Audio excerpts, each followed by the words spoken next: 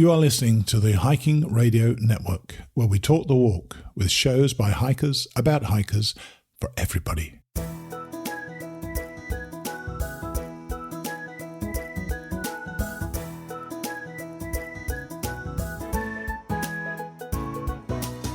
Mighty Blue on the Appalachian Trail, the ultimate midlife crisis.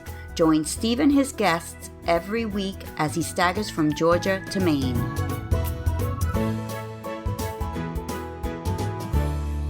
Hey guys, welcome back to the podcast. You're listening to Mighty Blue on the Appalachian Trail, the ultimate midlife crisis. And I'm your host, Steve Adams on Mighty Blue. This is episode number 391, and our main guest today is Suzanne Roberts, who I spoke with as she was on the Camino de Santiago in Spain. But it was a hike on the John Muir Trail 30 years ago that brought her to my attention. Suzanne has an interesting perspective, drawing a distinction in how women look at and treat nature as opposed to how men do. Suzanne will be on shortly. Our Mighty Blue class of 2023 is starting to wind down, though I know there are still plenty of miles to do for two of our remaining members. We're going to be hearing from three of them today, including our first completed thru-hiker this year. They're going to be on after Suzanne. Finally, I'm going to share an incredible coincidence in my reading from George Stefanos' Then the Hail Came. George hits the Mahoosuc Notch, but it's the date I'm going to tell you about at the end. So let's start and meet Suzanne Roberts. Our guest today is currently in Spain. This is Suzanne Roberts. Hey, Suzanne, thanks for joining us from Spain, of all places. Yes, hi. I'm so happy to be here. And where actually are you? I'm in Barcelona at a friend's house. Nice. No, at a friend's house, even better. Yes. It's so my no home away expensive from prices. Home. Yeah, why not? Yeah. And when did you actually finish the Camino? We finished about a week ago. Yeah, we hiked from Saint-Jean-Pied-de-Port to Santiago de Compostela and then went on to Finisterre and Murcia. So I never did those last bits. I did the same hike in 2018. And although this isn't the hike we were intending to talk about, tell people what it's like as a contrast to hiking out in California, because having done both myself, it is very different, isn't it? Yeah, well, and even I can tell you how it's a contrast also to other long hikes in Europe, because I've done some others, and it certainly is. But I'll start with California. So on the Camino, you don't camp. In fact, there's camping's not permitted in Spain in that area. And so you stay either in an albergue, which is a sort of inexpensive place, or a pension or a hostel, or sometimes if you want to take a rest day, you might stay in a hotel or a apartment. And so you don't have to carry any of your own food. If you do stay in albergues and it's the cold weather season, then you do carry a sleeping system. But otherwise, you carry a lot less, and you're walking on a lot of roads and asphalt and through farms and through vineyards and wheat fields, but also some forests. And in my case, we went along the coast, which was magnificent. Oh, did you? Oh, so you didn't do Le Francais then? Or did. You partly well, that isn't along the coast, is it? It is if you hike to Finisterre and Murcia. Oh, that bit. Oh, yeah, okay. That bit was exceptional. It was my favorite bit. Was it? Oh, really? Good Lord. I'm hoping to do the Portuguese Camino myself in 2025. So that would be something to look forward to. So let's get back to the John Muir Trail anyway. When did you first hike it? The first time I thru-hiked the John Muir Trail was right when I finished college in 1993. So things are really different then. Well, I'm going to ask about how different they are. Yeah. And so were you a hiker at that time? How did you sort of discover the John Muir? Did you actually live out there? No, I actually lived in San Luis Obispo. Actually, I lived part-time in San Luis Obispo going to Cal Poly for college. And I lived part-time in Colorado where I taught skiing in the winters. Oh, wow. Yeah, Nice. to put myself through college. Yeah. Yeah, life doesn't suck. Yeah. And so I hiked a bit, and I joined the college outdoor club, and we did some hiking and backpacking. And I did some small trips along the John Muir Trail and other places in the Sierra. And that's how I learned about it. So I was under the impression that one of the reasons you got on it was to go on a longer hike, was to get away from issues you had at home and so on. Was that part of the reason for being out there? Oh yeah, it was. I had just graduated from college, and it was 1993, and the United States was in a recession, and a lot of my friends were moving back home to, stay with their families because it was hard to get a job. And I also had chosen to do a degree in biology, and I didn't really have a sense of what I wanted to do with that. I just knew I liked studying nature and the outdoors and things like that. So I had that feeling that a lot of college grads feel of sort of being wayward and not knowing the answer when grown-ups would ask me what I was doing next. So I still had that one in my 50s, by the way. Yeah, when I was in my 50s, so And I didn't want to move back home because my dad was an alcoholic, and it was difficult to live in an alcoholic household. And Sure. My mother, sort of her way of dealing with it was she was always in denial about it. And I was at a time in my life where I was seeking truth. And instead, if I moved home, I wouldn't have been able to survive unless I went along with the system, the ecosystem of the house. And it wasn't an ecosystem that I could live in anymore. Especially after college, I suspect, as well. Yeah. It's such a different life you would have out there as well. So you got on the trail. Did you go with friends, or did you try going by yourself? What was the general plan? Yeah. So my high school friend, Erica, she was very outdoorsy. She'd been backpacking since she was a little girl. Her parents were a backpacking family. And she sort of came up with the idea, and I went along with it. And then I knew that if I was going to spend a month alone with her in the wilderness, I probably wouldn't survive because she was so fit and fast and experienced. And also, at the time, my housemate is a man, and he had a girlfriend, and she had a severe eating disorder. And he begged me to take her along, even though she had never been backpacking, never been camping, never even really been hiking before, because he thought it might cure her. And we were so young and naive that we all thought that sounded like a good idea, and we didn't see how. Really? Yeah, really. Wow. 22, remember how we were? And we were naive, and we thought, if she's out in the wilderness, right, she had bulimia. She wouldn't be able to, binge and purge. And so it would cure her. And, so I wanted to help, but I also didn't want to be alone with Erica, who was so experienced and fit. So I invited Dion along, and I didn't tell Erica, who'd carefully planned this whole trip. And so I was keeping secrets from, each of my friends. Oh my gosh. It was a very, it was the kind of dynamic I would never suggest. And so when, I wrote a book about it, a memoir called Almost Somewhere. And when I talk about that book, I often call it an anti-guidebook, what not to do when through hiking any trail. So how did it work out though? I mean, firstly, how did the poor girl with bulimia work out? How did she take to the trip? She struggled, but I struggled too. I hadn't really done hard physical things before. I competed in participated, not competed, in a triathlon to sort of get fit. And so, I was fit enough, but mentally I wasn't ready for it. I wasn't ready for the long hiking days. I injured my knee. I was just so slow. And so we all struggled. Erica, the strong, fit one, didn't struggle quite as much as Dion and I did. But she struggled, but so did I. And you met a guy out there, not a guy, no boyfriend guy, but a guy who joined you. What was his part in your hike? So we had gone to Mammoth, which is one of the places where you can kind of stage and resupply at Red Meadow. Sure. Yeah. So we went to Mammoth skiing the 4th of July because it was like this year, it was a drought busting year. And of course, we didn't think about that either. If you can ski on the 4th of July, what do you think the hiking is going to be like, right? And so we struggled in that way too because of snow. But so we met this guy Jesse, who was a friend of a friend, so technically a stranger, and we convinced him that it would be really fun for him to come with us. we didn't tell him about our group dynamic and about our inexperience. And we made it sound like, 3 fun girls traipsing into the wilderness with some hippie what guy's fun. going to say no to that? Well, I mean, really? Come on. Why on earth would a guy say no to that? Well, he didn't say no. Clearly not.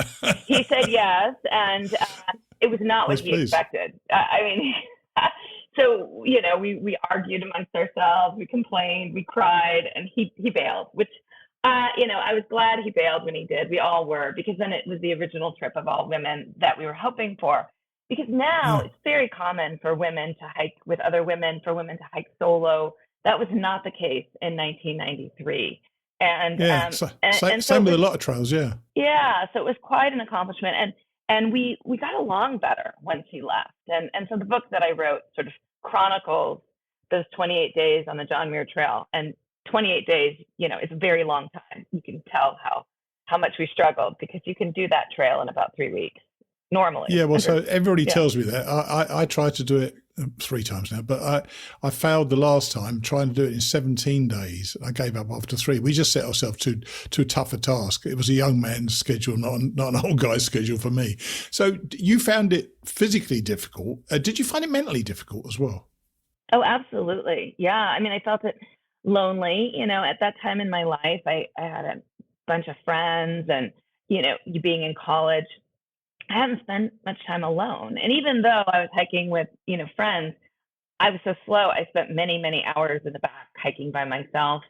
And, we had so many things go wrong. Our water filters broke. We had this old fashioned kind that we all used back then. Our stove broke. Everything that could go wrong did go wrong. We ran out of food because we were slower than we anticipated. So we had about a week that we didn't have much food left. And in fact, we didn't have any food left. Yeah.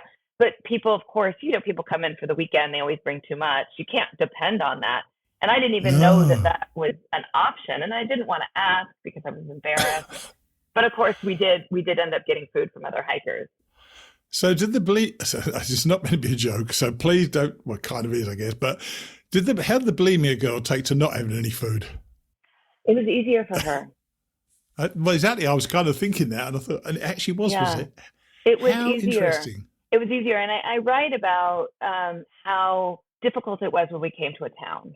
When we came to, not like Res Meadow is a big town, but when we came to a resupply place, like, yes, we went to Vermilion Valley Resort, we went to Res Meadow, we went to Tuolumne, we went to all those places where you can go to the little restaurant. Resupply, It became really difficult because it was like she was back in the world. She could have been, as we thought, cured if she had only been able to stay out in the backcountry forever. But of course you can't. Damn right. And when we spoke before, you said you found it difficult, and you just mentioned that as well. But you said something which I wrote down. You said you cried at the wait, and then you cried at the passes with gratitude. So was that a feeling that I'm doing something difficult, and I feel good about it when I get over the top of that mountain? Because I know they are endless, some of those passes, aren't they? Well, they seem it anyway. Yeah. There were. I came to tears for sure on that early trip, grateful that we had come to the top of the pass. But I've hiked the John Muir Trail a couple times since then, 3 times, I think, since then. And this last time, I hiked it last summer with my husband, and I cried at the top of every pass with gratitude this past time, because it wasn't as hard. I've done so many harder things in my life now. My parents both died. I have great friends who died. I've had other physical challenges and ailments and broken bones and pain. And so the physical part was so much easier for me at age 51 than it was at age 22. And the mental part was actually easier too. And so I didn't cry this time because I was, feeling sorry for myself because I'd hurt myself or whatever. But I cried out of gratitude this past summer. And this past summer was when I realized that I wanted the book to be re-released in a new edition with a new afterword, talking about how the trail has changed, because obviously, it has, and backpacking in general has changed in 30 years, and how I have changed. Yeah, I'm going to come back to that in a minute, but I still want to talk about that first hike for a minute. Did you? And I had this, and people on my listeners to my show know this happened to me.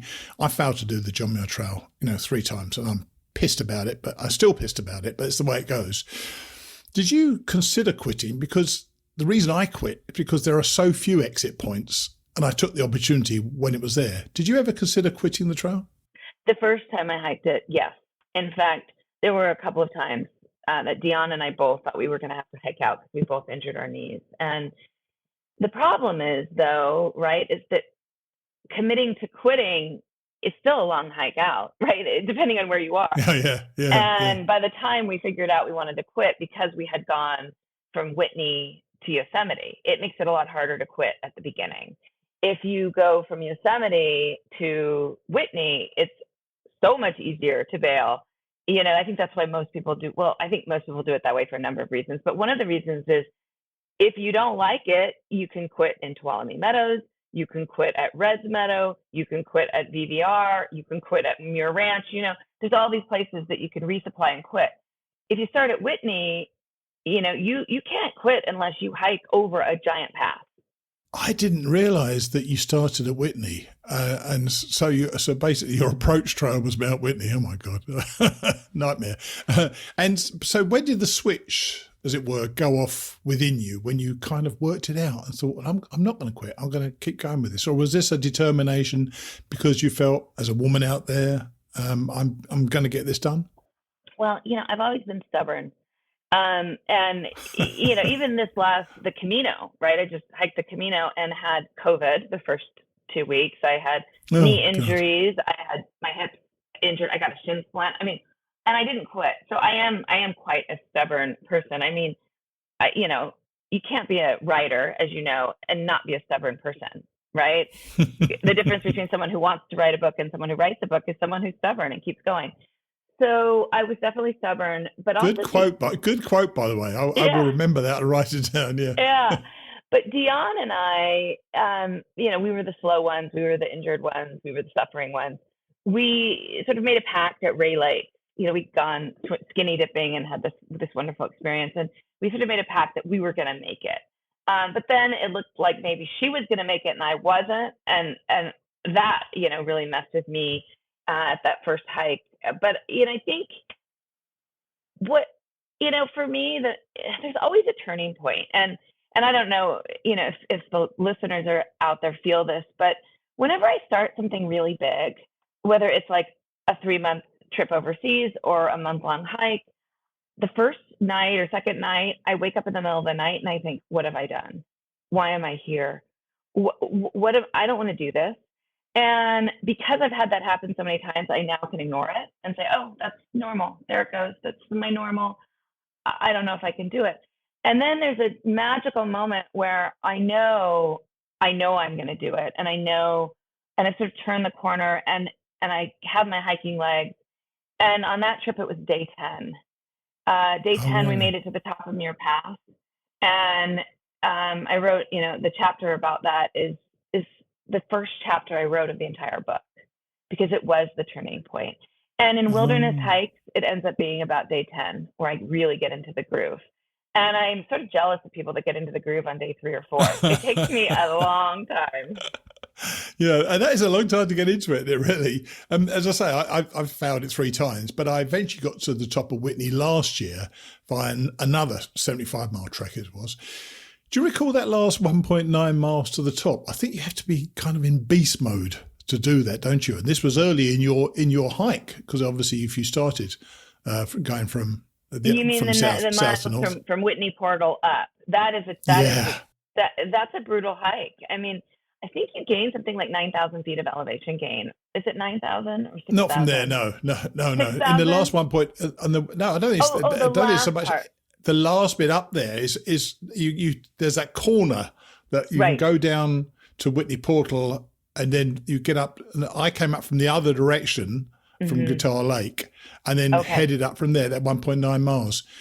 Has that feeling of getting to Whitney, whether it's the beginning or the end of a JMT hike, has that changed over the years? Is it still special? Well, it's interesting because I feel like if you come from Whitney Portal, that last 1.9 miles is kind of easy compared to like what you have to go through to get Oh there. no! Right. But I think from Guitar Lake, it is challenging. Right. And so Yeah. I think it's all relative. And this last time that my husband and I hiked the John Muir Trail, and we came the opposite way. We came from Yosemite, which I think is the way I would recommend to go, especially for people who are trying to Definitely. acclimatize and get in shape for the big passes. But we came from Yosemite to Whitney Portal, and we got to Whitney Portal in the afternoon, or not Whitney Portal. We got to that trail crest from Yeah. after Guitar Lake. We got there in the afternoon, and the thunderstorms were starting. So we didn't go up Ooh. Whitney, and I didn't care. There's so many people. For me, that's not what it was about. Like I've been up on Whitney a couple of times before. It didn't matter to me at all. And there were people heading up in a lightning storm, which is extremely dangerous and stupid. Mm. And so we just were like, oh, there's a lightning storm coming. And we didn't even get down like 5 switchbacks before the lightning came in, and we were getting hail and rain and lightning strikes close to us on those, 100 switchbacks. Wow. We're practically running down. It's so exposed in it there as well. And people had just headed up there because they said, well, I've hiked this far. And I'm thinking, you hiked this far to live, but you hiked that much further, you could get struck by lightning. And that absolutely can happen. So I don't, more and more as I get older and older, I don't even care. I don't care if I get to the top of a mountain. I don't care if I finish every mile of something. I just want to be out there doing it. And that actually brings me on to one of the important themes of our conversation before. Was you said you liked seeing nature in a female way. What does that mean to you? And when did the concept or the idea of that come to you? Okay. So what I mean by that is when I was younger, I read a lot of nature writers. I was a biology major, but I did a lot of reading because I love to read. And of course, since then, I've gotten 2 degrees in writing and literature. But I read all the sort of dead white men, Thoreau, Muir, Abbey, Emerson, right? And what I mean by male view, I mean male sort of 19th century colonizer way. Okay. Yes. I'm not talking about, indigenous peoples male or whatever. I'm talking about that specific brand of nature writing, which is out to conquer. It's about being alone in the wilderness. It's about, finding what nature can give you, right? And there are all these metaphors that those kinds of men, have created for the land, right? Like virgin land, right? Something to be entered and conquered, and even Mother Nature, right? So these metaphors, they're not good for the land, because that means the land is there for their use and pleasure, and it's not good for women. And so when I went on that first trip, that long trip in 1993, I was looking for a different way of looking at things. And I didn't know at the time that it was a uniquely feminine vision. But what I found hiking with my friends is that I was more interested in community, not being solo. I was more interested in connection, not conquering. And for me, that felt deeply feminine to me. And so that's what I mean by that when I say that. So what is that experience? How interesting. I see, as a guy, of course, I see it from a guy's perspective, I guess, and you using all those metaphors just then, which makes sense to me in terms of how men looked at the land and nature to be conquered and entered, as you say it. Having seen it from this different perspective, what did the trail actually give you then, or didn't it give you anything? Did you just feel connected to it and that was enough? No, I think that, like I was talking about earlier, that like the trail now long distance hiking now is easier for me because I've proved to myself that I can do hard things. Back then, the first time I hiked the John Muir Trail, I didn't know I could do hard things. I was 22 and I hadn't had to do anything really very hard yet. And So I think that every time I do something hard out in nature, I'm reminded that I can do these hard things. And I think that's what long distance hiking does for me. Gives you confidence, doesn't it? If you can do this, you can do anything. I mean, I felt so, but the word that strikes me from my Appalachian Trail hikes was accomplished. I felt accomplished that I'd done something that the majority of people can't do. And it wasn't because necessarily I'd beaten anybody. I'd conquered myself, because I felt, I struggled through that hike a lot of the way, and I felt it was important to get there at the end, because to feel accomplished, and it certainly checked that box for me. Did it check a box for you as well? I don't think checking a box. I mean, I guess maybe when I was younger it might have, but I've never been that way. I just haven't. As I said, Erica, who was, very driven and motivated and fit and logical and all the things that I'm not, for her, it checked a box. For me, it just never did. And it still doesn't, You had talked about wanting to do the Camino Portugués, the Portuguese route. Yeah, and my husband and I are going to do it next week, because we're total crazy people. Like, oh, we just finished the Frances. Let's do another, couple hundred miles. But we don't have time to do the whole thing. And I don't want to do the whole thing. I only want to do the pretty part. Like, we did the ugly parts of the Camino Frances, like coming in and out of Lyon and coming in and out of, Burgos. And I've done that. And I didn't even get the Compostela. I didn't go to the office and get the Compostela. There are people who come here and only hike 100 kilometers from Saria. And believe me, there's a lot of people who do that for a freaking piece of paper. And I was working, that day, we had an apartment in Santiago de Compostela. My husband went, does you want to go to the office and I said, I don't care about that. I don't care about getting a Compostela. So we're going to go do the Portuguese route, and we are going to do just the most beautiful sections. If there's a place that's so beautiful, we want to stay. We'll stay for 2 days and take a taxi. There's these purists. And that's one of the things I wanted to say that's different about the long distance trails in Europe that I've done versus the Camino, because the Camino is connected to this Catholic pilgrimage. There's this sort of idea that you have to suffer in certain ways. And I just don't subscribe to that. I don't think you should suffer. I think you should have your experience, and you should, don't go around looking for trail magic, be the magic for someone else. So. Oh, we like that expression. So I'm interested now in how if your husband feels the same about hiking as you do, because he obviously did want the Compostela, I presume, which by the way, forgives him for his sins, which is a useful thing to have in my case. So and he's Catholic.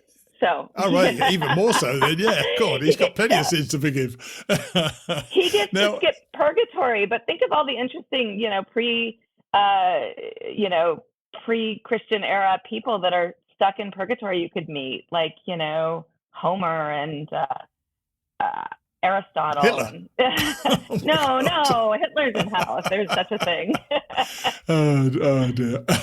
And you mentioned that you've been back and done the JMT a few times now, and you also referred to it changing. In what way has it changed? Is it just the composition of the people who hike it, or is the hike itself changed for you? Both. Well, yeah, both. So the trail is tamer. Okay, so there were so many places where the first time I hiked it, we had to cross like a really scary high log, bridge that wasn't really a bridge. And this time they built all these bridges. Well, not, this time, but over the past 30 years, they've built a lot of bridges. They've rerouted the trail. There was no places where it felt scary. Now this summer is going to be different, and is different for people, because some of those bridges have washed out, and people are having to do very long workarounds, and detours. And also, when we did it last summer, we've been in a drought for so many years, we didn't have to walk through. We walked through a teeny bit of snow maybe on your path, but no snow. And this year, I'm hearing, I think the first JMT hiker just finished it like a week ago. And it was like parts of the trail were 95% snow for days and days and days. Snow. Gosh. And now that it's warming up, it's more dangerous, because of course, post-holing is dangerous. And also the creeks, he could walk, I saw a report, he could walk over snow bridges that you can't walk over now. And you shouldn't try. One of the scariest things that's ever happened to me is a snow bridge collapse. I thought I was, wow. I was backcountry skiing, not not hiking, but it's the creeks are so high and the rivers, it's very, very dangerous, but it depends, right? So it always depends on the weather. So they have made the trail, easier to follow. There's more signs, all of that, but also it's so crowded, right? There's so many people. You can't go a day without seeing lots and lots and lots of people. We went whole days without seeing anyone. So what my husband and I did this time is we hiked off trail to camp. So we'd go 2 or 3 miles off to a different lake that wasn't on the JMT, and it'd be no one. And so again, you have to add some mileage, but if you're not a purist and you don't care about cutting mileage out, don't hike to the top of Whitney or whatever. Don't hike to the valley where it's like super congested. So we just really wanted the experience of being alone out there. And we did find some solitude off the trail. And then again, the other thing is that the equipment, like my backpack was 60 pounds the first time I hiked the JMT. Now I will not hike with more than like 30 pounds max. Even that for these days, that even seems a lot for some people as well. So now let's talk about your book. You've just mentioned you're doing an anniversary edition of the book. So when did the book first come out then? Yeah. So I've written 3 memoirs, and this was the first one of the memoirs that I'd written. And it's a memoir about hiking the John Muir Trail, about that trip that we spoke of in 1993. And it came out, in 2012, because as you know, as a writer, it takes a long time to write a book, find a publisher, all of that. Plus, I had to become the kind of writer who could write that book. So I needed to find, the community of writers who were writing about nature. I got a PhD in literature and the environment. I needed to do the work to become the kind of writer who could write a memoir. And well, hang on. Yeah. I want to talk about that then. And, okay. And I thought about that when one of my thoughts when I was putting these questions together was you wrote it 19 years. My math must be totally wrong there. Sure, no, 19 years after you actually did the hike. No, because it took a long time to get published. So I finished it in 2008. Okay. So 93, 2003. It was 14 or 15 years. Yeah. Mm-hmm. So did the book you wrote, how different would it have been had you written it when you just finished the hike? It would have been terrible. It would have been awful. And it would be a lot better. Well, it'd be a lot better if I wrote it now too, because we always become better writers. My last book of essays, we like to think so, Bodies. don't we? No. I know for a fact my last book of essays, Animal Bodies, is as far as the quality of the writing, it's much stronger. And of course it is, right? I read, I write, you practice your craft. If I had written it right when I got home, I have the journal I wrote. I mean, I wrote a whole entire journal, so the whole journal. It's like terrible. And it's funny because I'm publishing a couple pages in the new edition. So the new edition will have photos from the original trip. It's going to have photos of some of the journal entries, also book club and classroom discussion questions, and a new afterword that sort of talks about some of the things we've been talking about here. And some of these journal pages, like I spell backcountry wrong. I repeat things. I mean, I say, such stupid things, but that's who I was at 22. So no, I could not have written that book. So in that case, when you had the opportunity to do an anniversary edition, did you resist the temptation to go back, actually change the book itself and make some alterations there? So this book, it's become kind of an outdoor classic, if you will, because it was the first memoir written about the John Muir Trail by a woman. And it's been out now for 11 years this year. It's like a 10-year anniversary edition. Like we kind of finished it. It takes a year for it to come out. So, but publication-wise, it's slow. So I didn't want to change the book. I didn't want it to be a different book. However, I did go in and I cleaned it up a little bit. And what I mean by that is there's some language that the things that we consider sayable now are different than the things that were sayable even 11 years ago. Oh my gosh, yeah. Right. And especially over here as well, especially in America. I mean, I don't find this infecting other parts of many of the other parts of the world, but my gosh, that's changed. Even my time I've been in America, I'd imagine it's changed tremendously since in the early 1990s. Right. And so I I mean, there's another, which I didn't change, but I address it in the afterword. There's a character we meet named Jim who's just come back from the Gulf War. He's obviously got PTSD. I wrote the book, and when I wrote it, I didn't have I didn't have a true sense of. I mean, I do mention the Gulf War and how I had maybe misjudged him, but I still refer to him as crazy and things that I wouldn't do now today. You know what I'm saying? Yeah, So I left some of that in, and then I dealt with it in the afterward so that people could read the afterward and see the Suzanne of today would not have written it the same way, but that's how I wrote it then. And that's how we talked about it then. So I walked a really fine line. Yeah, this Monday morning quarterbacking we all do these days on judging people by the social mores of today seems so unfair to the people who did things in a certain way even 20 years ago. And it just doesn't seem right to rejudge what somebody was doing at that time. There's actually one last question I really want to ask you. Two last questions, actually. When you mentioned earlier on, when you first started, you felt you weren't able to do something with the trail, and you were really struggling with this feeling you didn't belong there and stuff like that. And then when we spoke before about this, you talked about writing. You said you had imposter syndrome. Does that run through from difficult things in life back to your writing as well? Yes. Oh my goodness. Yes. I think all writers have imposter syndrome. I really do. I think there's always a point where you think, what I'm doing is crap. Who wants to hear my story? Why am I even writing this down? Especially when you read really great books. Or, you think, what do I have to add to the canon? This is amazing.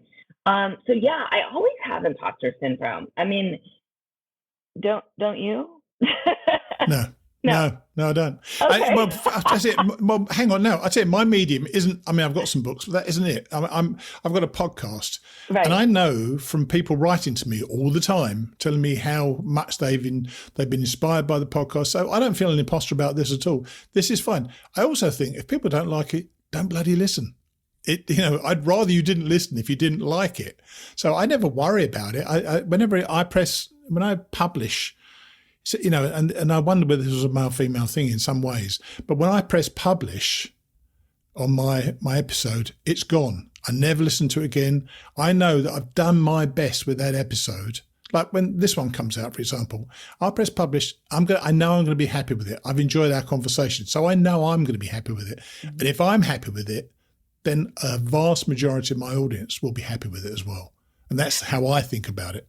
Yeah, no, I don't have imposter syndrome with everything I do. It's just writing. I'm a teacher, and I think I'm a really good teacher. I mean, sometimes I screw up, but I'm writing a craft book about teaching. I have a Substack called 52 Writing Prompts, which is, giving out prompts for other writers. I think I'm a really good teacher, and I hardly ever feel like an imposter in the classroom or with groups or, anything. It's writing. And maybe it's because our world doesn't quite recognize it as, when I tell people I'm a full-time writer, they say, oh, what else do you do? Right? Because they know I don't make any money at writing. And I do teach workshops and I take on coaching clients and all those things because it doesn't make money. And I think, obviously podcasting isn't true, lucrative either, but it's something about writing where I think I'll always feel a little bit like an imposter, but I think it's okay because it drives me to work harder. I was just about to say, I bet it drives you on. It's certainly, when I write something, and I'm writing something, funnily enough, about my Camino hike in 2018 right now. When I write something, if it makes me laugh or smile, then I'm okay with it. Good. If I think, what the bloody hell was that? Then I don't have to worry about it. But look, so when can people get your book? Because if you've got this anniversary edition coming out, they probably as well wait for that one. So can they pre-order? I mean, how can we do that? Yeah. So all of my books are available wherever books are sold. I've also got a book of travel essays called Bad Tourist. And great title. Yeah, that one is a lot of misadventures. But anyway, but Almost Somewhere will be out October 1st, but usually it kind of trickles out sooner than that. If you pre-order it, you probably get it around August, September. And if you look online and you shop wherever you shop for books, the old version has a blue cover and the new version has a green cover and says new edition. Blue or green? We'll work on that. But yeah, I'll put order the links green. in the show. The green one's better. The green's the one to go for, right? Well, I'll put the links in the show notes. And I appreciate you interrupting your holiday in Spain to talk to us and share your story. Well, thank you so much. It was great talking to you. And you. Take it easy, okay? Cheers. Yeah, you too. Bye. Bye. Do you know, a few of her metaphors struck a chord with me there. And I'm sure we all experience our hikes differently, yet almost by definition, women must surely experience them totally differently from men. I never thought about it while I was on the trail, though I've often noted the amazing women you meet out there. Suzanne gave me food for thought, and I always appreciate that. Now the Appalachian Trail and our class of 23. First up, Mark Carpenter, and as you'll hear, while I knew Mark was planning on finishing last Monday, September the 11th, I wanted to speak to him prior to heading up Katahdin. But things didn't work out quite as we'd planned. Here's Mark. Hey, good morning, Mighty Blue. Hey, Mark, how are you? Hey, I'm in holding position. I put in my diary this morning, Mark Carpenter Summit Day, September the 11th, which I know is a very poignant day for you to be doing it, but you're not doing it. You're not doing it today, are you? Tell us what happened. Yeah, right. So, got to Baxter Park yesterday, and I'm hiking along, and of course there's no signal, but I have one of those InReach Garmin devices. Sure. And my son, who was supposed to be flying into Bangor, texted me and said that he got bumped from his flight. So he wouldn't be arriving until today after 1:00. And of course, that's too late to try to summit. Didn't he tell the airline that you were climbing to Katahdin? Of course, right? What happened then? Well, he said there was some, actually the way he described it was that he was told like 6 people from the Department of Defense needed to get on that plane, and he was one that got bumped. Oh, well, the best laid plans, I'll tell you here, this is a great indication of making plans and then it's just not happening, isn't it? And I'm sure you learned that over the last 5 or 6 months anyway. So last time we spoke, and the reason I wanted to record this morning, because you questioned that we were going to speak on the summit and today, but I like the idea of having you talk, in a calm manner about the 100-mile wilderness, because I know tomorrow you're going to be all over the place. So, I just want to know you got there, know you're safe, know you made it, and see how happy you are. But frankly, I don't expect too much in terms of talking through the previous week, so we won't do that. That's why we're doing that now. Okay. So we left you. You were just in the 100-mile wilderness. Tell us about it. It's just, I'm not sure why they called it the wilderness, but because my idea of the wilderness, it's more like overgrown, kind of like bushwhacking your way through things. But it is so beautiful and so peaceful and so calm. It was really odd for me. It was so quiet. And the ponds are like mirrors and reflecting the sky. It's just so peaceful, so beautiful. I bet you've heard a few more loons as well, haven't you? Yeah, now I know. Oh dear, that is so funny. So I know that when both times I went through it, we met other people who were just as excited as we were, just getting near the end. So talk us through that. Did you meet others, or were you pretty much still going it alone? Oh, yeah, I've met others. And in fact, the day that we signed up for the Birches, it was a young couple from New York City. My wife happens to be from New York City, so it was kind of that connection there. Yeah. We were all going up to the Birches, and of course, it was just a massive rain day. So we've talked about our plans, and we, as 3 of us, we decided, well, if we can get off the get out of the park today, my son is coming in. He's going to have a car. We'll drive back to the park Tuesday morning, and then my son and I were going to Bangor to fly home. They also were going to Bangor, so we're going to travel together, do this whole thing as one unit now, and we just met a couple of days ago. Isn't that nice? Yeah, it's fantastic. We really hit it off. And So too bad it's so late in the trip. So he's coming in. So where are you right now then? I'm in Millinocket at the 100-mile Wilderness Hostel. Right. And I know that currently he's in Philadelphia, is making his connection. So he's on his way. It's happening. And he'll be here sometime later this afternoon, and we'll stay here, and we'll all get up like at 4:30 in the morning. Nice. And head towards Baxter Park. I'll be waiting. I'll be home. I'll be home tomorrow. Funny enough, I saved that hostel. Is that the one with the stairs up to the upstairs area where you sleep up there?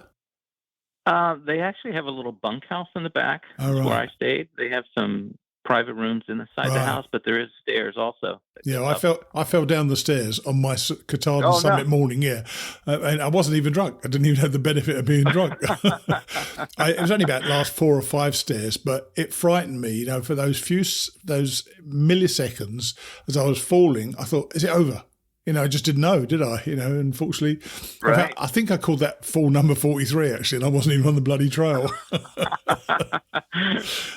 So tell us about the 100-mile wilderness coming out of it. Because I know there's that moment you suddenly realise you're out of it. I wasn't quite sure it was over until I suddenly saw, well, there's a road, so I know we're there now. Yeah. And then you walk across.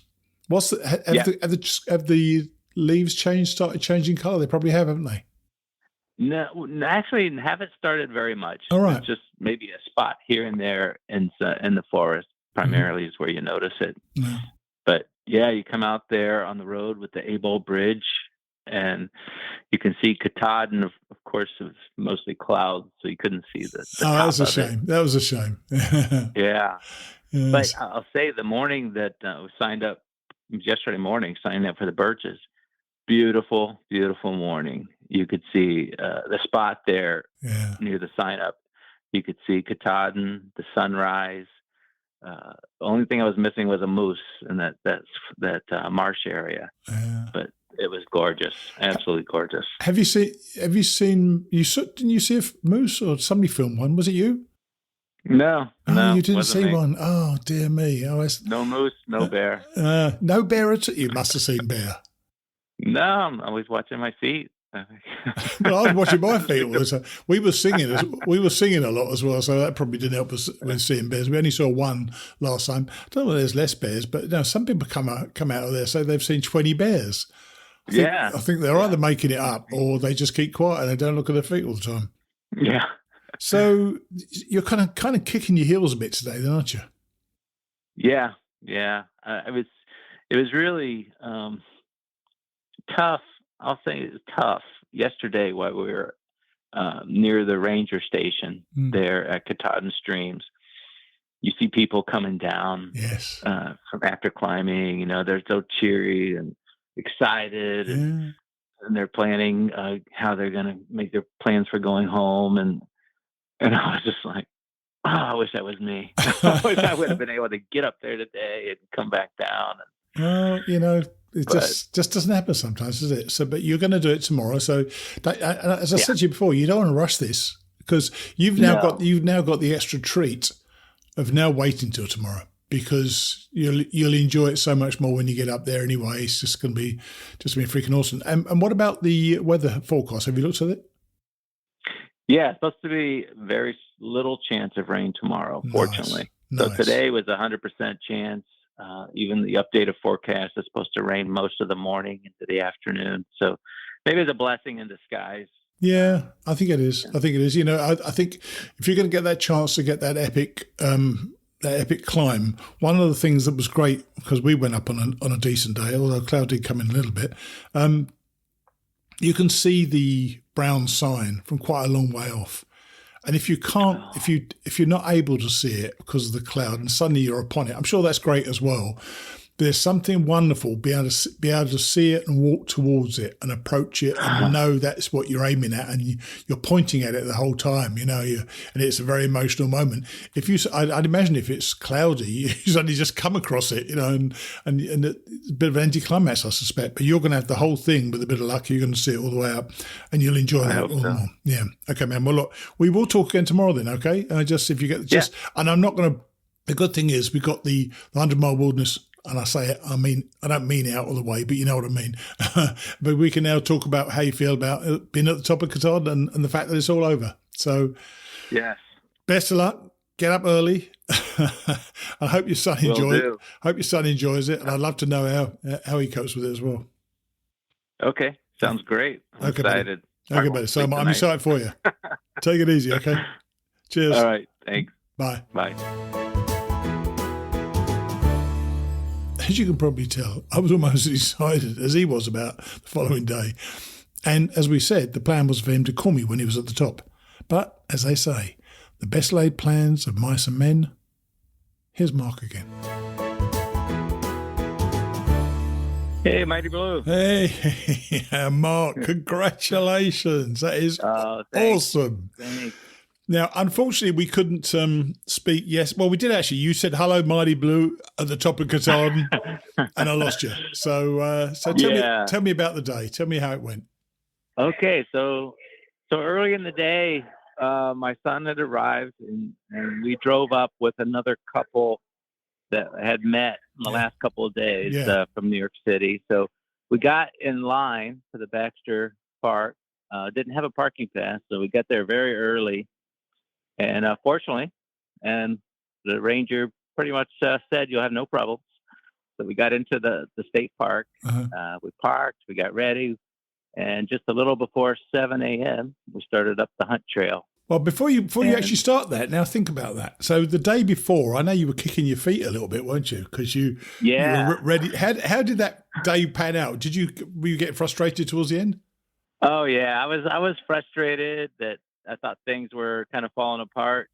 But it turned out to be a blessing because on the 11th it was like 100% rain all day long, and at least we had a good start. Going up the hunt trail was a good start. Right. So go through that then from the hunt trail then. Yeah. So we hiking up the trail was overcast, but it wasn't raining, and it was very nice. We saw a little bit of blue sky. Perhaps thought, man, maybe we're going to have a great day on the top.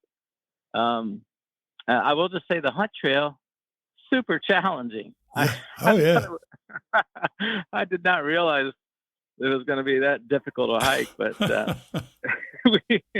it was super challenging. Have you not been listening, Mark, over the years? Everyone knows it's tough up there. But the thing is, your adrenaline gets you up there, doesn't it? Oh yeah. And I couldn't sleep the night before. I mean, I was smiling the whole time. I couldn't wipe the smile from my face because it was just glorious going up, and I'm still smiling about the whole thing. Good. But you should be. As we got near the peak, the clouds rolled in. It was misting and windy. Definitely a lot cooler. What about the moment you just suddenly get above tree line? You got that wall ahead of you to climb. You think, what on earth? Where am I going? Exactly. I didn't realize it was that long. Oh, but it was. I didn't care. I was headed to the sign, the Mount Katahdin. And how did your son do, by the way? He did good. He's very sore right now, but I bet he is.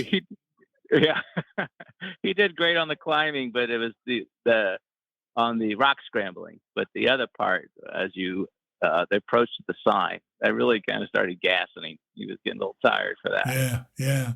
So you get to the tablelands, you get past you're going to make it. I mean, you're going to make it already when you start the day. But, in terms of, you get to the tablelands, you realize, this is easy. I'll be there soon. And it seems endless, doesn't it? It does. I didn't realize it was that long. Yeah.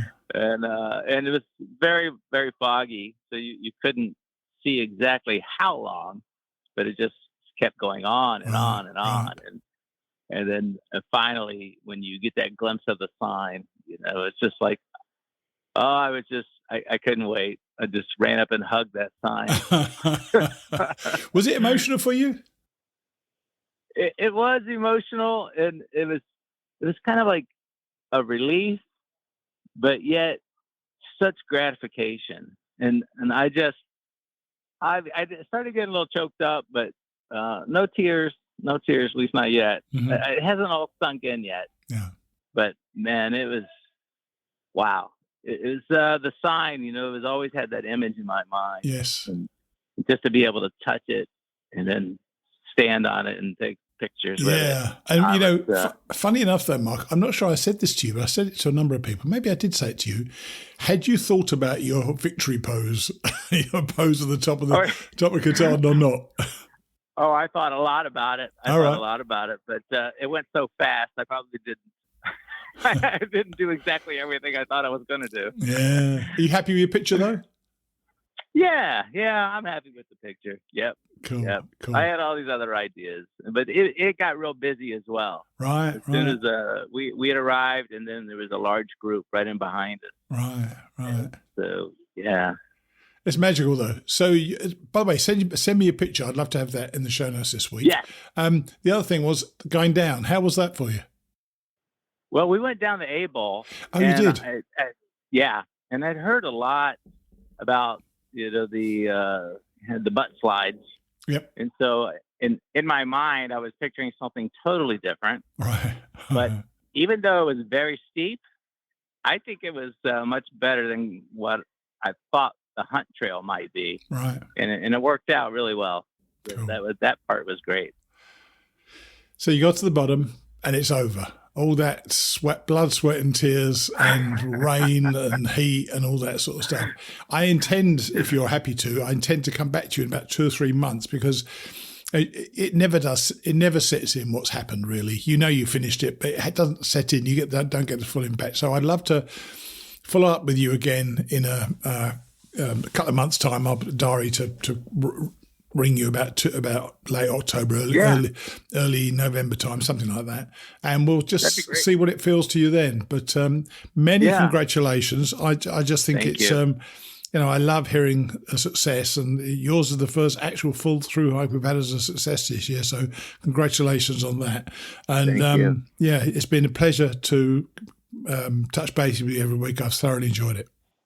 Oh, well, I mean, your show has been an inspiration for me. I started listening to your show prior to my retirement, and part of my retirement dream was hiking the AT, and all of your guests and your previous class members definitely inspired me, that gave me confidence that I could get this done. Because you know why, Mark? Because people think if that fat old bloke could do it, I could do it. I didn't say that. No, I know you didn't, and I appreciate that. That's why I can say it. Okay, man. Look, we'll catch up. Many congratulations. We'll catch up in a couple of months' time, and we'll have a full, as it were, debrief of how it all went. Okay. Sounds great. Okay, Love man. it. Take it. Enjoy it. All right. Cheers, then. Bye. Okay. Bye. So he did it. Well done, Mark. I posted his summit picture in the show notes, and I will be catching up with him in a couple of months, so he's had a time to absorb what's happened and get some context to it. Thanks this week go to our recurring donors, namely Jeffrey Breeden, Gal Posey, Ron Ward, Todd Withrow and Sabre Thompson, while my Whitney buddy, Eric Gross, chipped in for a donation. Thanks to you all. It really helps. Now, let's hear from Joanne, who's heading in the opposite direction on her flip-flop. Here she is. Well, we're back on with Joanne. Hey, Joanne, how are you? Good. How are you, Steve? I'm good. And you're sitting on a rock somewhere in Virginia, I presume. I am. I'm looking at Buchanan, Virginia. Oh yeah. How cool. Is it decent weather day today? Because it's always sunny down here in Florida. So what's it like up there? Oh, it's gorgeous. The weather broke yesterday for the first time, and since basically I've been in the South, I felt like I had a normal hiking day. Wow. I wasn't struggling against the heat and feeling like I wasn't doing the miles that I know I can. So that felt good. That felt really good. And today's beautiful too. The air's clearer and a little breeze. Makes a difference. Makes so much difference, doesn't it? It really does. It sure does. Well, I want to start out with a question. It's a question from Dr. Lynn, of all people, who has been a great contributor to the show. So she wanted to ask you specifically ask you a question. And she says, she thinks it's you, but whoever is in Virginia, she thinks it's Joanne. Can you see if you can contact them and let me know how the water supply is from Daleville, Sobo through the Triple Crown? Have you actually reached there yet? No. No, you haven't. I didn't think so. But you'll know what the water supply is like down there. She said, because Lynn said she's going to be hiking there in the last week of September.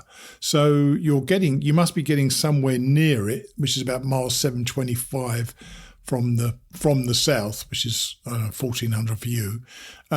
What's the water been like? Because you said you've told us before it's been so darn hot up there. Have the streams been pretty poor? It's been better. The streams, I think that might have been dry now have a little bit of water in them because of the rain. Good news. Yeah. Which I haven't had to suffer through. It's kind of like split around the ridge that I've been on. Right, but I know it's been raining all around me. So it hasn't been bad. It's been better than I thought it would. And I'm pretty good at getting the lip of my bag up next to a dribble. So I take advantage where I can. It's so much better than dipping it into some horrible pond with mozzies floating on the top, isn't it, really? Yeah, no, I don't do that. Or I haven't had to do that. Let's put it that way. Oh, I do that loads of times. It doesn't taste great, I tell you. It's a bit of extra protein from time to time, but, it's not great. Yeah. Backwash that filter. Yes, exactly, yeah. Now, let's go on to what's happened last week. And I know that last week you told us that you'd broken this, or you lost this pole that was helping hold up is extending your poles to hold your tent up. But you hadn't actually lost it, had you? No, I thought I did. I couldn't find it anywhere, except I didn't take everything out of my pack. So I got to camp that night, and I have these like super big twist ties that are covered in rubber, and so they stick and they hold really well. So I used a stick, wrapped the twist ties around the stick and my pole, and that was great. And so I putting all my stuff in my tent, and I get to the bottom of my bag, and there's my PVC pipe. I was like, yay! It's funny, actually, when something isn't precisely where we expect it to be, it used to throw me through a bit of a loop, because that should be there. Why is it not there? And you all you had to do was look in your actual pack and to find it. And yet, because it wasn't where you thought it was, you assumed you lost it. And I know exactly what that feeling is like. So you actually only went without it for a day or so, did you? Yeah, just one night. Oh, that's good then. And also, you talked about animals bothering you in the night. And you said no animals bothered you in the night, but apparently you were wrong. So what happened? Oh my goodness! So I get in my tent that next night, and I think, oh, well, this is a funny animal smell, because every place smells different, and sometimes, especially when it's dry, I don't know the smells. And I thought, oh, that's a funny animal smell. And then I was moving around my quilt, and I noticed mud and footprints on my foot box, the toe box of it. Oh dear. And I had noticed at camp in the morning that I had a little bit of mud on my sleeping pad, and I didn't think anything of it. I'm like, oh, I didn't think my feet sweated that much, but whatever. And I brushed it off. I haven't seen mud since I was in Maine, but I've seen a lot of mud, so I didn't think anything of it. And I packed up, but that night in my tent, I'm like, oh my God. And there's these little footprints. And I would think from my experience that maybe it was like an opossum print. The toes were a little fatter and spaced farther apart than a raccoon, and it was too big for the toad I saw. And I thought, oh my God, something came across here and peed on it. And that's what stunk. All of my gear now stinks. Oh dear, charming. It's in the bottom of my tent, and then you pack up your tent, and that touches other parts of your tent. And I went to a Stanimals hostel a couple nights later and hosed it down and tried to clean it, but it's one of those things. I think the stink's always going to be there. Oh dear. You know what? It will be. Even if it isn't, if you know what I mean, because it'll be in your nostrils. You'll go in there. You'll always get that horrible smell. Oh dear me! And as you know, we had a bit of a hurricane expected last week, about 8 or 10 days ago, I think. No, about 2 weeks. I'm not quite sure how long ago it was, about a week ago, I suppose. And you said that when you were planning flip-flop, you never gave hurricanes a second thought, but it was coming your way, wasn't it? I don't know about that one, but my son had said a while ago, he's like, oh, yeah, and it's hurricane season, because he worries about me. Mm-hmm. And I was like, yeah, it is. And on one of my posts, somebody asked me if there was talk on the trail about the hurricane. And I'm like, just in the last couple of days, so it wasn't the one before. I'm like, not yet. And then I was like, oh, maybe I should be looking into this. Well, you know, when you're out on the trail, you're kind of isolated from what's going on. It was, I don't know if it was last week or the week before. Time goes so fast these days. But we had a hurricane coming through the Gulf, just missed us, fortunately, and headed on up through South Carolina and Georgia, and I wonder whether you were affected by it, if it actually even got into Virginia, but obviously not. It must have gone back out. No, it didn't. You were boarding up against that one, I think, right? That's right. Yes. I think that one went immediately east and went out to sea pretty quickly. Right. Okay. But you do have to think about it. The weather can change so quick, and you know how quick it can change the mountains already, don't you? Yes, and I'm a little bit afraid of the wind in the woods. Like, the forest is doing what the forest does, yes. And I'll be walking along, and I'll hear in the distance a huge crack and a tree fall. And yesterday I was walking along in this huge crack, and I'm like, oh my God, this is a herd of bears. And I turn around and I see this huge branch fall from way up high off a tree. Wow. About like 50 yards from me. And I'm like, oh. Yeah, but Joanne, the odds are so remote. We went hiking with the fat guys back in the woods a couple of years ago, and we went. The daughter of one of our guys, Nate, he took his daughter Lexi with him, and they were hiking just ahead of me, and they were only probably about 10 feet apart themselves, and a big limb fell down between the two of them. Uh-huh. That is frightening to see, but the odds of one falling at the moment you're walking underneath it must be so remote. It's obviously less remote at night, because if you're in your tent, you're above a widowmaker.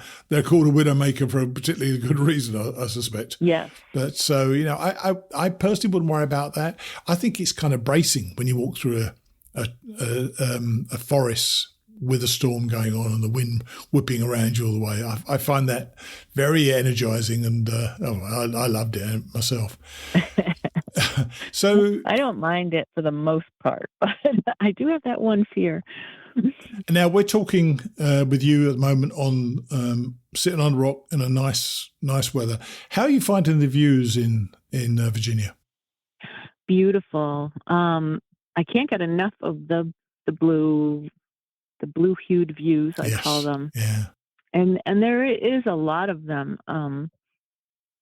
You're on the ridge so much, and there's just a spot, and there'll be an outcropping of a rock that opens up, and suddenly you've got this beautiful snack spot.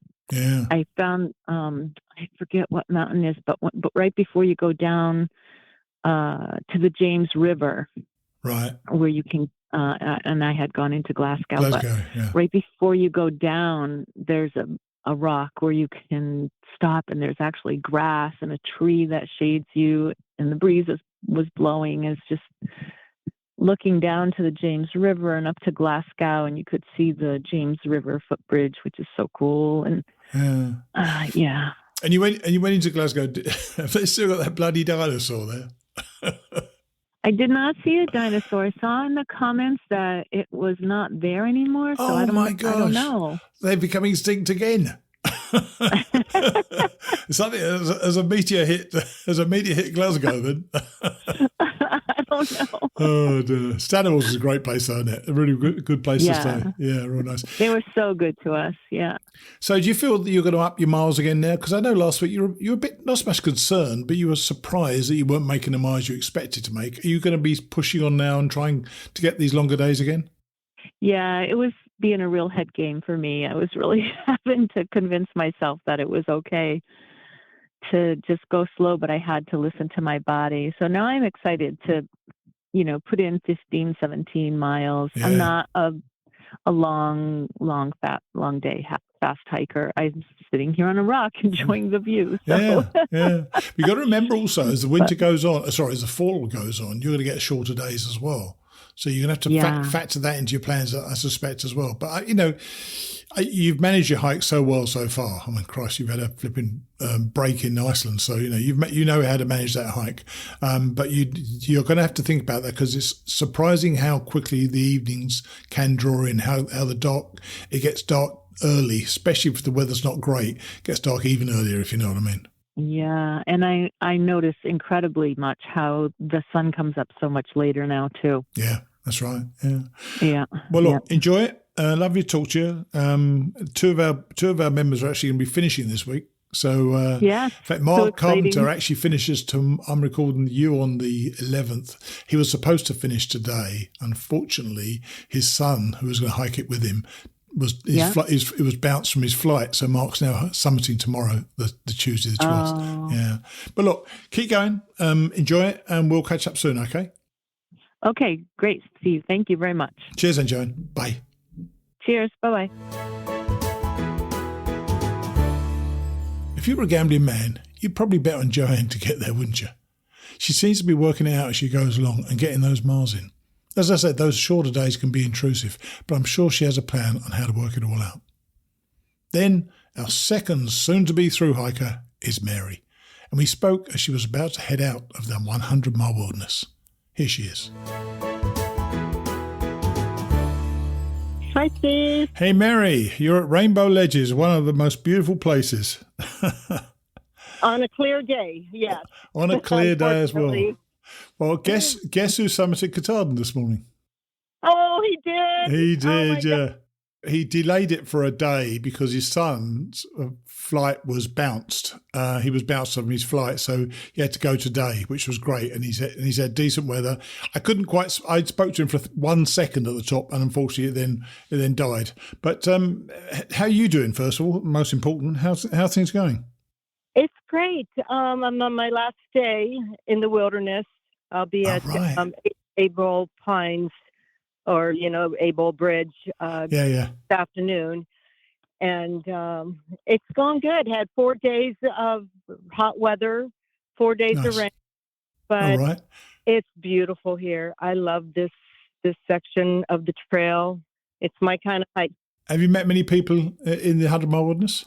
Oh, many, just doing the wilderness. And a lot of thru-hikers, and just the excitement of it all. Yes, yeah. There's a definite feeling, isn't there, that it's near the end, and everybody's excited. Not so much to get it over with, but they're excited. How are you feeling now? You're only a couple of days away now. When do you intend to summit? The 18th, as planned. My kids are coming in on the 16th, so I have a few days to just get into town and relax and shower and You'll be frustrated though, won't you? You'll be kicking your feet as people go up there. What are you going to do with your time?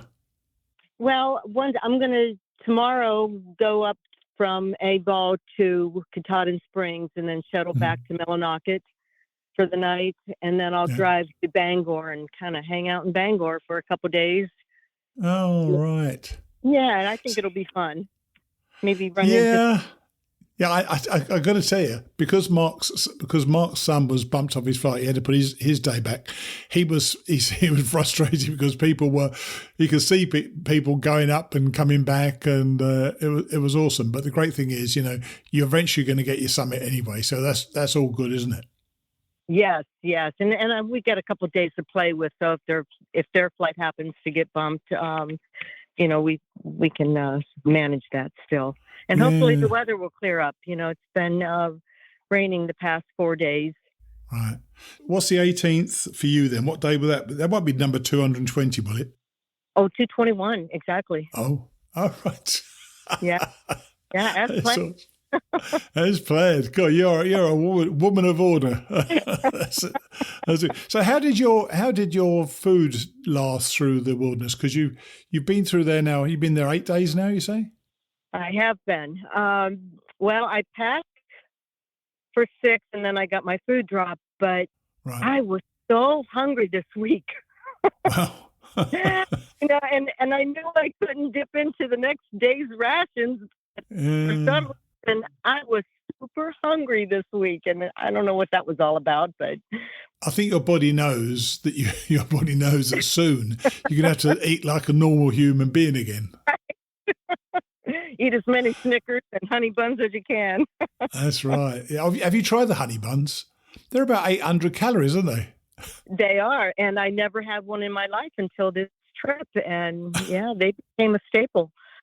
Oh, dear. Terrible. It's just, you eat terribly, don't you, when you're out there? Well, I did anyway. Yeah, I am so looking forward to getting back to a normal diet. Yes. Yeah. So tell me about the wilderness. What are the highlights for you?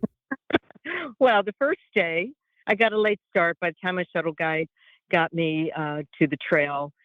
And I didn't make my mileage that I wanted to. I was like 2 months short. But I found a nice stealth site, had a great night's sleep, and then the next morning I had to do my first stream ford. Right. How'd that go? And I fell in. Really? Up to my chest. Really? Wow. Wow. Yeah. So I'm fortunate that I didn't do it the night before because it would have been dark if I had continued on. So, yeah, I was soaked. His bag was, everything's inside stayed dry because, I keep the everything in a dry bag. Sure, but yeah. It was heavy, with all that water dripping out of it. Oh, dude. I can't imagine. So you actually went in up to your chest. I did. I followed all of Wendy from the ATC in Monson, just a wealth of information. I recommend everyone go there before wilderness. Right. But she suggested going shuffling sideways, so the current. Yes. You have a better chance of standing up. Yeah. But shuffle side to side, you hit that wrong slippery rock, and that's what happened. I just flipped into a deep hole. Were you nervous because you say that was your first or your second day in the wilderness? Oh, it was the second morning. Oh my gosh! So, was it a rainy day that day, or were you able to dry out just by walking? Oh, I was dry within 2 hours. It was really? very hot the first 4 days. We had a heat wave. But yeah, I wasn't nervous because of being wet. I was just very cautious. All the other crossings, which weren't as bad as that. Yeah. And so I'm trying to think. Are there any major climbs in the 100-mile wilderness? I'm looking at my map now. There's one to a couple of thousand feet. There are the Whitecap Mountain. That's it.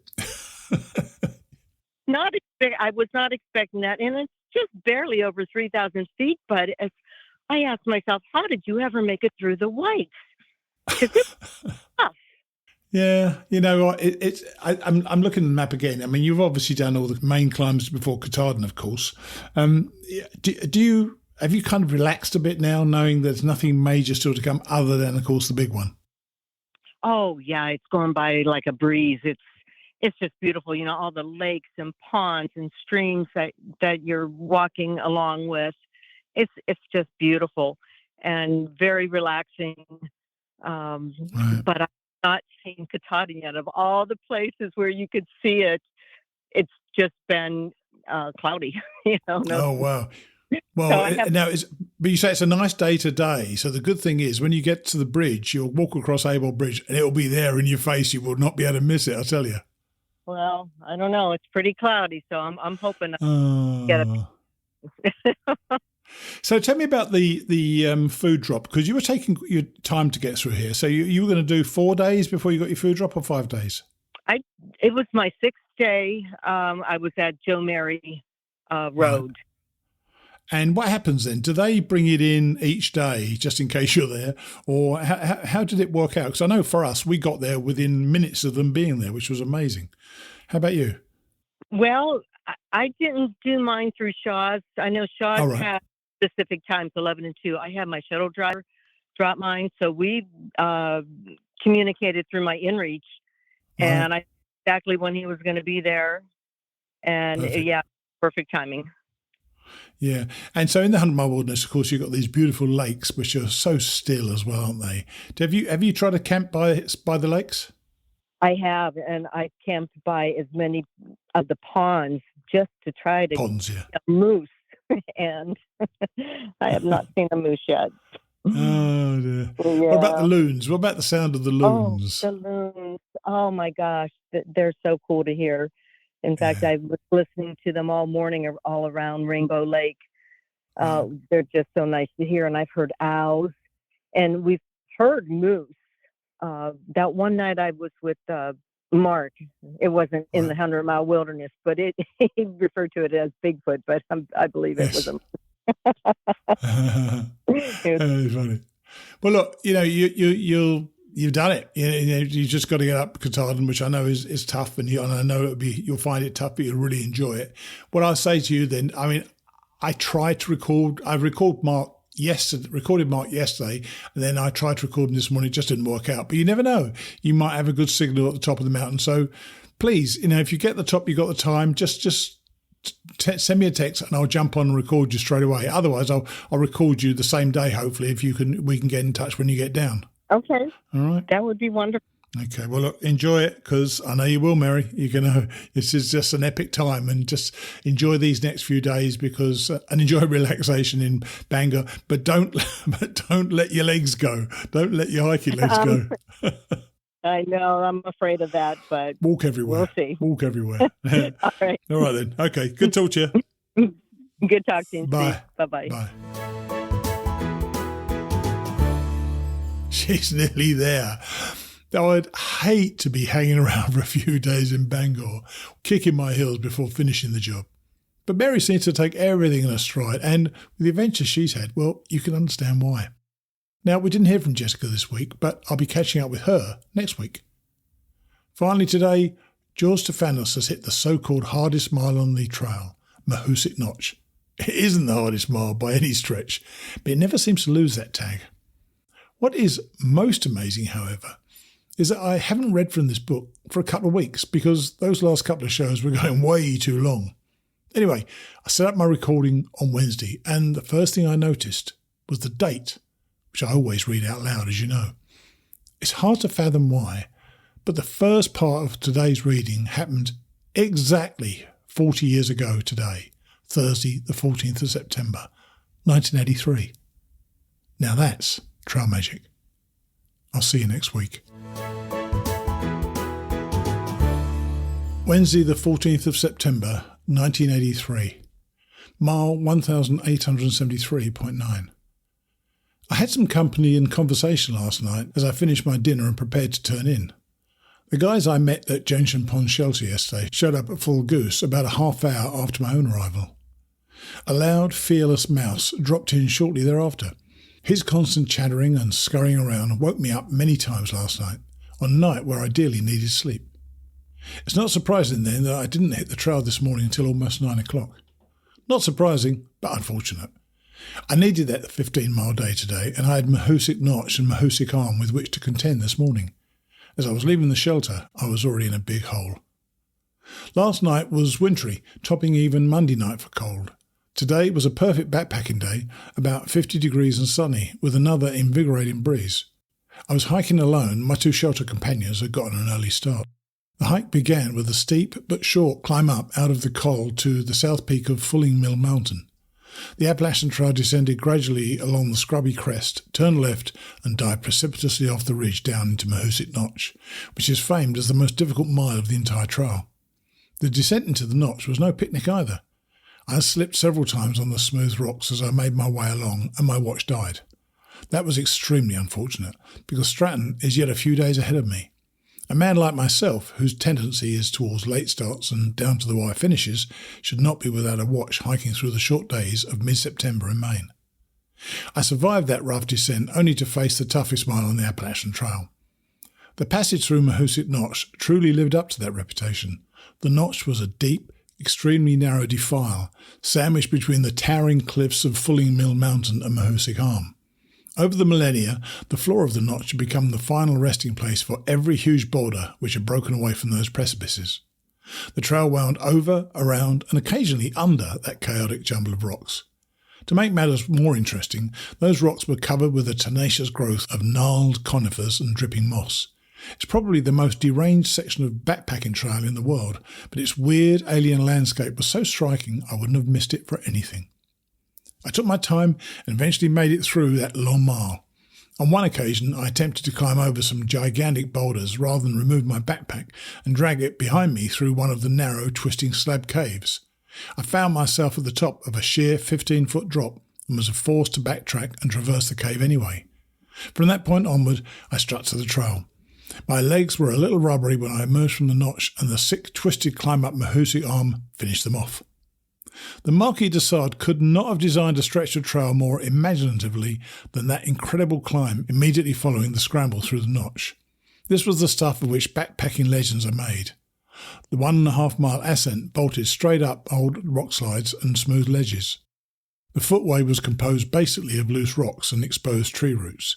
I was literally staggering by the time I scaled the final vertical rock face to the summit. There were marvellous panoramic views from up there, but what a price! If I had it all to do over, I would have taken a half-hour meal break at the bottom of the notch just before the climb.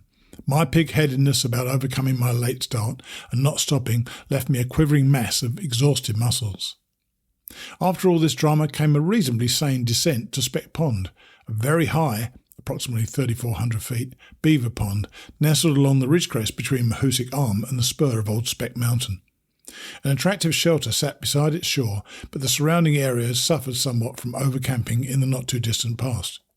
The Appalachian Mountain Club, which maintains this section of the AT, now posts a caretaker at the shelter to oversee the use of the area by campers. I met several campers. One of them told me the time, 1:35. It had taken me more than 4.5 hours to hike 5 miles. Goodbye, 15-mile day. A note at Speck Pond informed me that the Fry Knot shelter, which I had been hoping to reach tonight, was still under construction and presently lacked a roof. I was not going to make it there anyway. I needed to learn to set myself more reasonable goals, maybe in the next lifetime. I took my watch out of my pocket, played with it, and got it to start working once again. It has been keeping time ever since, but I need to replace it as soon as possible. Having had this same cheap model of pocket watch in 2 other incarnations on this journey, I know that it is now running on borrowed time. I began another steep climb up the ridge to Old Speck, dragging myself over some exceptionally excruciating sheer ledges near the top. I completed the hatchet job on my legs. I passed up the 1/4-mile side trail to the actual summit and began the interminable descent into Grafton Notch. The trail down was a recent AT relocation. It wasn't very good, but the trail which it had replaced was reputed to be awful, so I was happy with it. For the most part, it was walkable, though steep. I descended through a blur of pain and fatigue, finally coming out of the woods at the crossing of Main 26, the 2-lane paved highway which passes through Grafton Notch, the end of the Mahoosuc Range. Grafton Notch Lean-To was a half-mile past the road crossing, near a cascading stream about 5 minutes' walk off the Appalachian Trail. That is where I am tonight. I only covered about 10 miles today, but what are you going to do? Tomorrow's another day.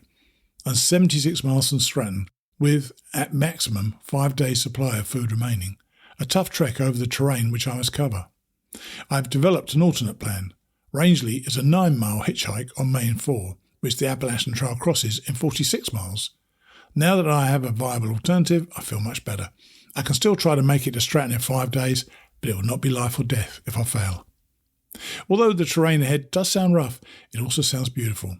Maine is even nicer than I had imagined it when I was battling through the furnace and found it hard to believe that I would ever see this day. It's turning into another frosty night, so I guess that the long heat wave has come to an end. It's about time. Now, if only the snows will hold off until after I climb Katahdin. I passed the 7/8 point of the entire Appalachian Trail today. Katahdin waits at the end of the unimaginably long road, 264.6 miles to go. Thursday the 15th of September 1983, mile 1889.6. Last night was a memorably cold one, easily topping 2 very frosty nights I remember from Georgia. Some mornings are so icy you hate to leave your sleeping bag. This morning I had no choice but to get up and get moving. Having shivered through 2 final miserable hours, dozing off for a period of time, I dragged myself out of its feeble warmth at 5:30. It was still dark, so I went through my morning routine by the light of a candle and a flashlight. My stove functioned poorly in the intense cold. I had a great deal of difficulty coaxing it to remain lit. Hot instant oatmeal and hot chocolate did little to warm me this morning, though they usually do the trick. It was tough to psych myself into removing my wool sweater, hat and long pants when I set out in the cold, brittle sunlight of 7 a.m. But being a mean and macho guy, I did it. After a couple of minutes, I even stopped whimpering. I find that hiking in shorts adds about 2 extra miles to my day compared to hiking in long pants, and I need every mile I can manage in order to reach Stratton before the food runs out. I would like to avoid that long emergency detour into Rangeley, if I can help it. So I set out in my shorts, t-shirt and chamois shirt, with a gleam in my eye, a song in my heart and crystals of frozen mucus in my moustache. If it gets much colder, I'm going to awake some morning to the sight of stockings hung by the fire pit with care and the sound of the hooves of 8 tiny reindeer clattering against a corrugated tin roof. My first taste of the Appalachian Trail this morning was a steep climb straight uphill for more than a mile. If I ever needed a sadistic ascent like that one, it was today. After a couple of minutes, I stopped shivering. 10 minutes later, I regained the feeling in my feet. Another 5 minutes passed, and I removed the shirt, resuming the climb in shorts and t-shirt. It is amazing how a typical New England climb will warm you up on an icy morning. I have a lot of respect for the Maine Appalachian Trail Club, which maintains the trail from Grafton Notch to Katahdin. They're in the process of nailing down a permanent AT route through Maine, relocating 133 miles to better, more scenic trails. On top of that, they're building 7 new shelters. They're doing all of this with a handful of hard-working members. I cannot say anything about a group of unpaid volunteers who toil that hard, but I'm describing what the trail was like, so I must write this. The trail up to Baldpate Ridge was the pits, an insanely steep mess which predictably had become a gully through years of erosion. In some spots, 3 to 5 feet of soil had been washed from the footway, a fact I could determine by the height of the exposed tree roots from the ground. Clouds of vapour streamed from my overheated body. By the time I reached the summit of the first knob, I was sweating profusely, although the morning remained bitterly cold. The trail levelled off somewhat for a short distance along the ridge crest before the initial climb was duplicated on the nut-cracking ascent of Baldpate's West Peak. When I finally attained that summit, I checked my watch and discovered that it was almost 9 o'clock. I had consumed 2 hours in hiking 2.5 miles. At the rate I had been covering ground for the past couple of days, Katahdin was beginning to once more achieve the status of fairy tale. On the upside, nice views northward across the crest towards the main summit encouraged me. Still, a stiff wind was blowing up there to augment the cold. I did not linger long. Another steep trail dropped from the West Peak down into a sag. The crest was partially open to the views and covered with stunted conifers and some alpine vegetation. After a brief levelling off, the Appalachian Trail scaled the steep stone wall of the south face of Baldpate's main summit. It was a gruelling climb, coming so soon after that initial ascent to the ridge, but worthwhile in every respect. All the way up, I had outstanding views of the West Peak, with Grafton Notch and Old Speck in the background. From the rocky alpine summit, there was a panorama which included a large portion of the Mahoosic Range. In many respects, Baldpate's long ridge crest was like an instant replay of the Mahoosics. The ridge remained open for more than an additional half mile as I descended sharply over rocks into a steep little gap and ascended the small, rocky crag of Little Baldpate, which had excellent views north across a deep valley towards Wyman Mountain, Hall Mountain and their surrounding foothills. Shortly after crossing that summit, the Appalachian Trail finally dropped below treeline at the beginning of another long, steep descent. I reached the site of the new Fry Notch lean-to at 10:40. I was still not setting any speed records. I'd come slightly more than 5 miles in 3.5 hours. That would have been deeply depressing, except I was enjoying the cool, breezy, sunny day and the beautiful views too thoroughly to give it much thought. I sat down for an early lunch of M&Ms, peanuts and a granola bar on the edge of the incomplete shelter. What I had read about it lacking a roof had been true. There was also no floor yet. Only the 4 walls had been erected. It remained very chilly when I headed out again at 11 o'clock, so I left my shirt on until the hiking warmed me up again. That took all of 5 minutes on the extremely steep climb back out of Fry Notch. After the climb, the character of the trail suddenly changed. The remaining miles today were the easiest hiking I had seen since the section between South Twin Mountain and Crawford Notch in the White Mountains. The ensuing 3.5 miles were, for the most part, a gradual descent along a wooded ridge. I pushed myself a bit on this stretch in order to make up for time I'd lost earlier. I covered the almost 4 miles between Fry Notch and Dun Notch in 1.5 hours, my best time since Crawford Notch. This put me back on the right track for the rest of the day. Dun Notch compelled me to stop for 15 minutes, treat myself to a glass of tang and drink in the scenery. The Appalachian Trail crossed the west branch of the Ellis River at the top of a 60-foot high cascade. After my break, the AT climbed steeply out of Dun Notch to the paved Andover Eastby Hill Road crossing and began a gradual 5-mile ascent. The trail climbed through some attractive forests along the ridgeline with no distant views. I crossed 2 gravel lumber roads and skirted the shore of a pretty little pond. Eventually, I reached the top of Wyman Mountain. The summit was wooded, but a very short side trail led to an excellent viewpoint looking northeast. I could see the trail route ahead over Hall Mountain, Moody Mountain and beyond. The hiking remained very easy for New England, which contributed to an all-round enjoyable day. I arrived at the Hall Mountain lean-to at 4:45.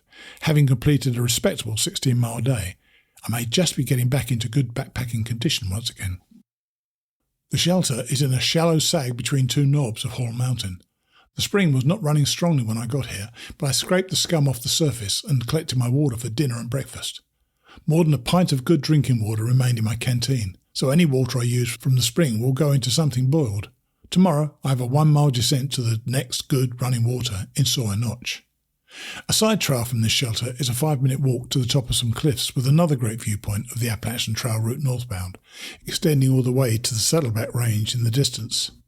I sat there for about a half hour after dinner, sipping hot chocolate and savouring my dessert Pop-Tart. It was an extremely civilised conclusion to a day which had everything: an alpine ridge walk, a long cascade in a scenic notch, another nice mountain pond, and an extended stretch of decent hiking at the end. I have food for 4 more days and Stratton is 60-80 miles away, so I may not need to detour into Rangeley. It all depends on how I handle tomorrow's grind. In the first 3.5 miles, I face a 1,500-foot descent, an 1,100-foot climb, and another descent of more than 1,100 feet. Follow that immediately with a 3-mile, 2,200-foot ascent of Old Blue Mountain, and you have a challenging day. That only covers the first 6.25 miles. The next 2 shelters are respectively 9 miles and 21 miles away, so I will most likely be pitching a tent tomorrow night. Tomorrow's hike will determine the timetable for the remainder of this trip. If I'm sidetracked into Rangeley, that will push back my arrival in Stratton 1 day. That will compel me to take an extra day between Stratton and Monson in order to avoid hitting the latter on the weekend when the post office is closed. After Monson, there are no more supply mail drops, so I'll have no further time schedules to worry about, other than hoping that Katahdin does not become snowed in early this year. There will be plenty of time to worry about that later, I guess.